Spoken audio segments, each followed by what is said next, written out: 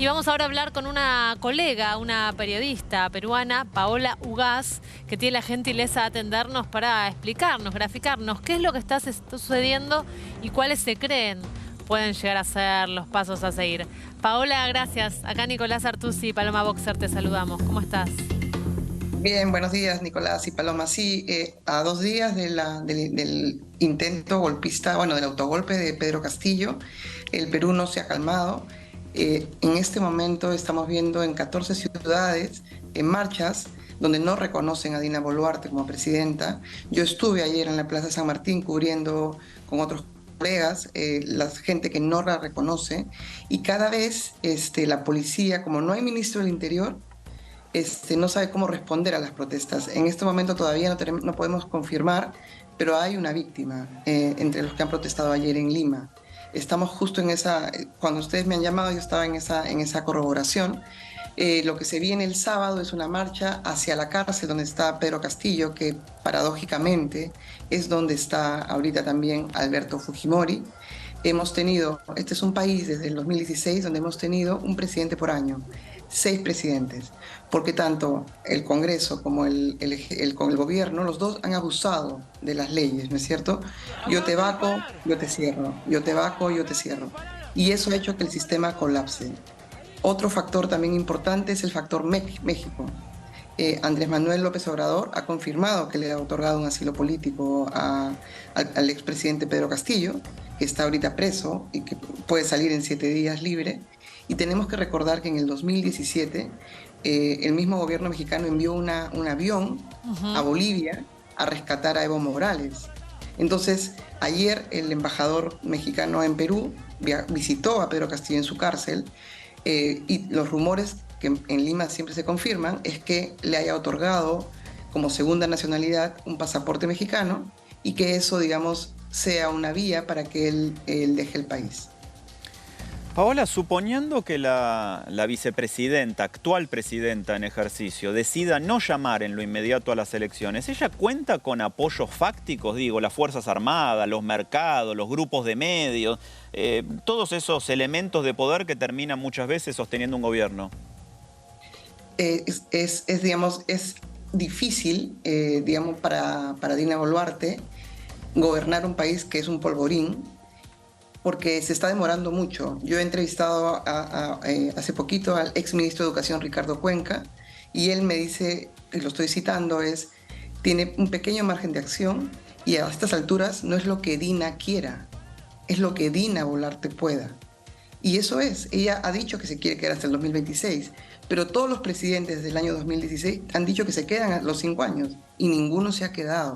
Entonces, ella puede tener el apoyo del ejército, pero mientras no tenga, y el apoyo de los medios grandes en el país, pero mientras ahorita no gobierne, no hay gabinete, mientras ahorita no dicte medidas urgentes para otras cosas, su margen de acción se va cerrando.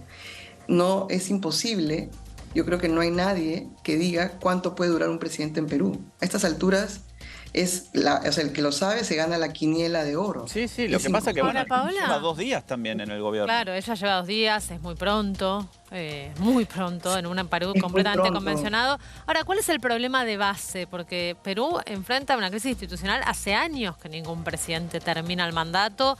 A todos los acusan de incapacidad moral sin saber muy bien qué significa esa figura. Para muchos hay pruebas de corrupción, pero para otros las pruebas nunca se presentan. Algunos denuncian persecución política. ¿Qué es lo que está pasando realmente en el Perú? Han pasado 2 procesos en paralelo.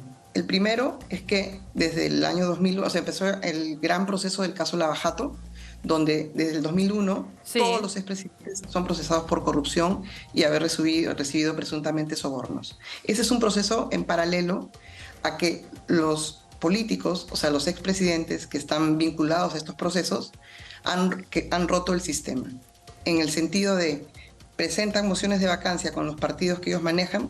El ejemplo es Keiko Fujimori, ¿no es cierto?, que fue el 2016, introduce una moción de vacancia contra Pedro Pablo Kuczynski porque no estaba contenta con el resultado electoral. Ella manejaba la mayoría del Congreso y le pone una primera moción de vacancia.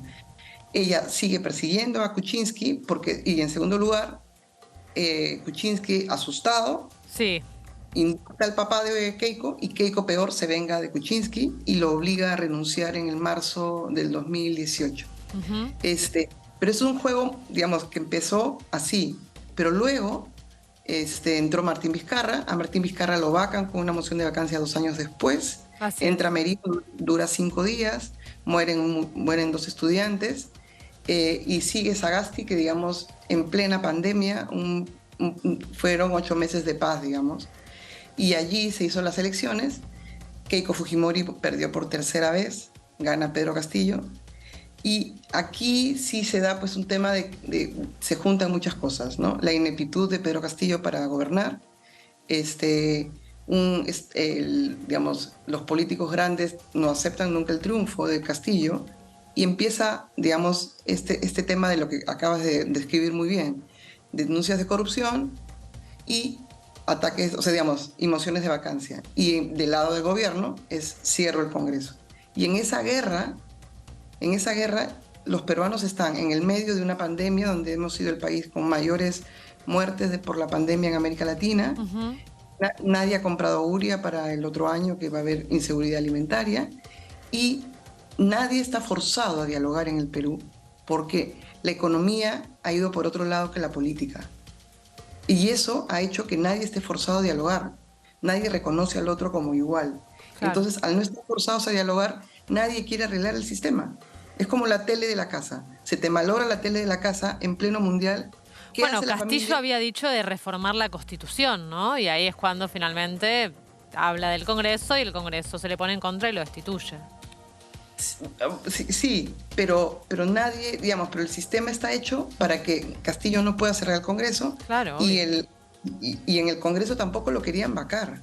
Por eso que esta decisión tan insólita de él de cerrar como Fujimori hace 30 años, nadie la entiende. Pero lo que hizo Castillo, un Castillo asustado, o sea, sin ninguna intuición política y contra las cuerdas, forzó su destitución y ahora está preso.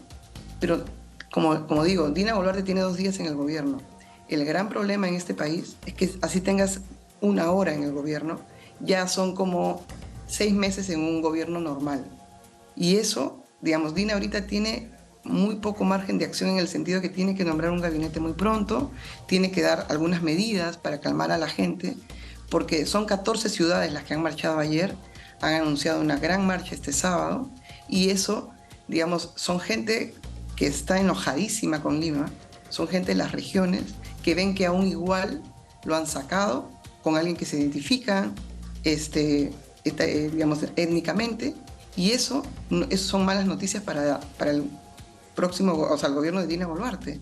Es importante que se mueva, que no solo se reúna con las bancadas del Congreso, porque el Congreso en este país tiene 86% de desaprobación. Hay un congresista que tiene una acusación de violación dentro del Parlamento contra una trabajadora. El jefe de presupuesto del Congreso está investigado por lavado de activos. El que decide los dineros del Perú ha estado preso hasta antes de ser congresista. Tuvo que llegar a juramentar y pedir un permiso al Poder Judicial porque no podía salir de su casa porque estaba preso. Entonces, la gente odia al Congreso. Claro. Entonces, que la presidenta se reúna con todas las bancadas del Congreso es como el abrazo del oso. Ella tiene que reunirse con las regiones, tiene que ir a visitar donde está el malestar. Y ahorita el malestar es muy grande y no se resuelve con policías en las calles.